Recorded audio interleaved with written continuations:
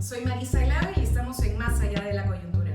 El programa de hoy, que transmitimos desde La Otra Mirada, está dedicado a la desigualdad, a las desigualdades que han estallado en el medio de esta cuarentena. Hemos escuchado a epidemiólogos, a expertos en salud pública decirnos que el COVID-19 o coronavirus es un virus democrático, igualitario, que ataca por igual a pobres y a ricos, que no importa el lugar donde vivamos, si esta pandemia llega, nos puede afectar y nos puede afectar gravemente. Sin embargo, la manera en la que nosotros podemos hacerle frente a esta enfermedad, la manera en la que podemos apertrecharnos para enfrentar las medidas que son necesarias en medio de una cuarentena, no son las mismas. Y ahí empiezan a mostrarse las hondas brechas sociales que tenemos. Por ejemplo, quédate en casa no significa lo mismo si en tu casa hay agua o no hay agua. Quédate en casa no significa lo mismo si eres una mujer que vive violencia y que el agresor vive en casa.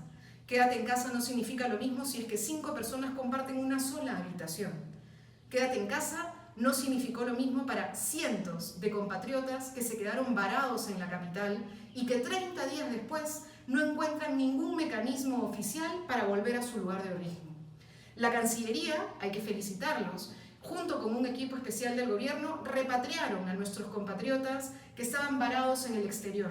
Conseguimos traerlos y han estado o siguen durante 15 días en distintos hoteles en la ciudad de Lima, atendidos como se debe tratar a cualquier ciudadano que tiene que forzosamente entrar en una cuarentena antes de entrar formalmente al territorio nacional.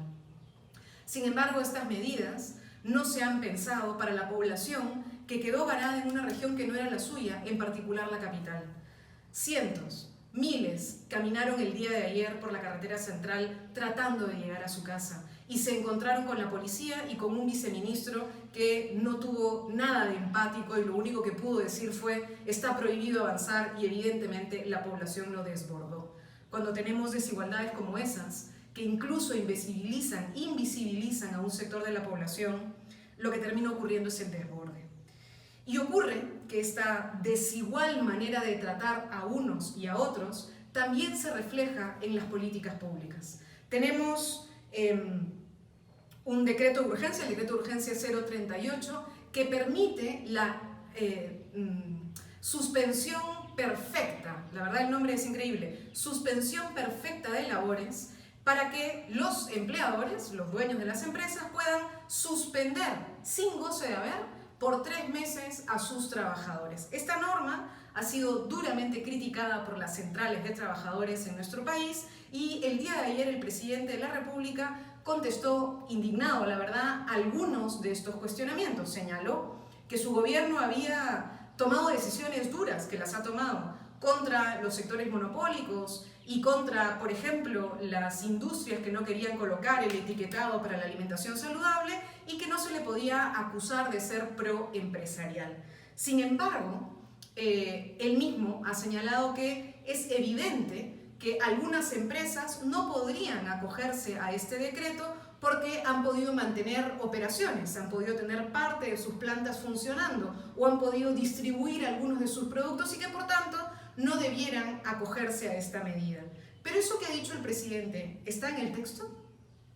Si ustedes revisan el decreto de urgencia 038, verán que el texto, muy mal escrito, dicho sea de paso, habría que decirle a la ministra que ya que este decreto estuvo circulando en varios estudios de abogados, tal vez hubieran ayudado con la redacción, permite primero que el empleador que no pueda hacer el trabajo remoto, es decir, que no pueda hacer el famoso teletrabajo, o que no pueda aplicar con licencia con goce de haber, ojo, acá no dice y, dice o, es decir, o no puede hacer trabajo remoto o no puede hacer licencia con goce de haber, entonces da la posibilidad de aplicar esta medida. Y dice, ojo, que ya sea por la naturaleza de sus actividades, ahí por ejemplo entra el sector turismo, o por el nivel de afectación económico que tiene a la fecha. Entonces acá hay, como dicen los abogados, un conjunto de os que lo que hacen es abrir puertas y ventanas, permitir que se cuelen distintas posibilidades para acogerse a esta norma.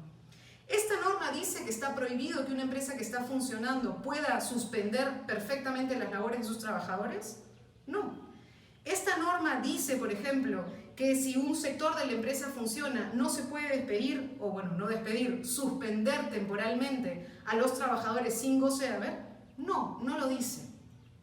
Entonces, si el presidente que ayer contestó con muchísima convicción que él estaba seguro que determinado tipo de empresas no podían acogerse, si quiere que esa convicción sea real y que no ocurra que echa la ley, echa la trampa, lo que hay que hacer es un decreto de urgencia que precise esta norma, que no deje de manera abierta, a simple declaración jurada del empleador, la posibilidad de este tipo de medidas. Porque además, en los últimos 2 días, la ministra de Trabajo ha faltado a la verdad. Ha dicho que es obligatorio que se haya intentado un acuerdo con los trabajadores, y eso no es cierto. Acá lo que se dice es que se privilegie un acuerdo con los trabajadores. Eso no quiere decir que sea obligatorio, eso quiere decir que queda la buena voluntad. Si no se logra, entonces no hay problema, simplemente se aplican las medidas que este decreto está autorizando a los empleadores. El doctor Balbín nos hacía recordar en una conversación que tuvimos para este programa que la relación laboral es una relación normalmente tensa, es una relación donde hay 2 polos. Y lo que suele ocurrir en nuestro país es que la cuerda que amarra esta relación se rompe por el lado más débil, que es el lado de los trabajadores y de las trabajadoras. Que estas medidas están cargando en el ahorro del trabajador el sostenimiento de la economía nacional. Son sus CTS y sus ahorros en el fondo de pensiones privados lo que permitirá que el trabajador y la trabajadora puedan eventualmente sobrevivir en la situación de una suspensión perfecta de labores. Se requiere, como nos recuerda el doctor Balbín, que esto se equipare, que pensemos y que piense el Ejecutivo primero en un decreto de urgencia que clarifique, que no permita que haya grietas en las que se cuelen empresas que no pueden aplicar este tipo de medidas. Pero además de eso, un conjunto de medidas que equiparen la relación y que permitan también que quienes normalmente tienen grandes utilidades, quienes normalmente han estado en sectores privilegiados y han podido tener y acumular grandes fortunas, en este momento puedan aportar como deben aportar. Tenemos el sector financiero en nuestro país, que ha tenido es uno de los sectores con más rentabilidad en los últimos años y siguen cobrando hipotecas. Algunos bancos de mutuo propio han decidido algunos beneficios para sus clientes, pero esto no ha sido obligatorio. El Estado no ha emitido ninguna norma vinculado, por ejemplo, al sistema financiero, que debería hacerlo.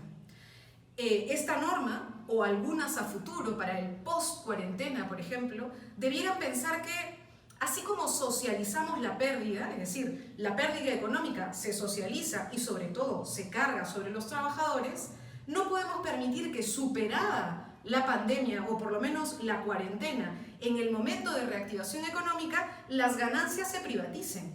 Si vamos a socializar la pérdida y a cargar la responsabilidad en el trabajador y en la trabajadora, tenemos que permitir también que se socialicen las ganancias. Que las empresas que se hayan acogido a este tipo de mecanismos, por ejemplo, se comprometan a que un porcentaje de las utilidades futuras sean entregadas a estos trabajadores y trabajadoras que no van a poder recibir nada durante 3 meses. Y señora ministra, no puede usted responder que está abierta a escuchar a los trabajadores y a las centrales sindicales. Sabe muy bien que el Consejo Nacional del Trabajo es la entidad en la cual se debió discutir este tipo de norma. No puede ser que algunos estudios de abogados desde el 5 de abril tuvieran circulando un decreto de urgencia casi igual al que se ha publicado y que los trabajadores y las trabajadoras, su espacio de representación, sus gremios, hayan sido citados 24 horas antes a una supuesta mesa de negociación. ¿Qué negociación puede hacer uno cuando el juez entre las partes te cita en menos de 24 horas para supuestamente escuchar propuestas? Esa no es una manera, de ninguna manera equiparable, no es una manera democrática de abordar el diálogo social que tanto necesitamos. La desigualdad que impera en nuestro país no es natural, no es la única manera de organizar. La desigualdad que hay en el mundo no es fruto del devenir histórico, es fruto de decisiones políticas, como dice Thomas Piketty, de decisiones que han tomado quienes determinan quiénes tienen beneficios tributarios y quiénes no, quienes determinan qué tipo de impuestos se cobran y qué tipo de impuestos no se cobran. Hoy, que el presidente nos dice que todos tenemos que poner el hombro y que tiene razón, es el momento para, por ejemplo, discutir un impuesto a las grandes fortunas, un impuesto solidario que en este momento permita que quienes han acumulado millones de soles puedan aportar a la economía nacional y puedan aportar a que el Estado entregue algún tipo de aporte, de apoyo a la mayoría de peruanos y peruanas que en este momento no están en el famoso CISFO, que no han recibido el bono de 380 soles y que no van a recibir una compensación porque no forman parte de la población que trabaja en una microempresa. La semana pasada cerró con datos muy duros de Ipsos Apoyo. Ipsos, en una encuesta, mostraba cómo la clase A, el sector A de la economía, mantiene casi en un 40% intactos sus ingresos desde que empezó la cuarentena. En cambio, el nivel socioeconómico D, más de la mitad de la población en el sector socioeconómico D no recibe un sol desde que empezó la cuarentena. Estas diferencias y estas desigualdades no pueden seguir y no pueden seguir legitimándose desde el discurso y desde la política pública. Es tiempo de cambiar las cosas. Cuando salgamos de esta cuarentena, las cosas no pueden ser igual que antes.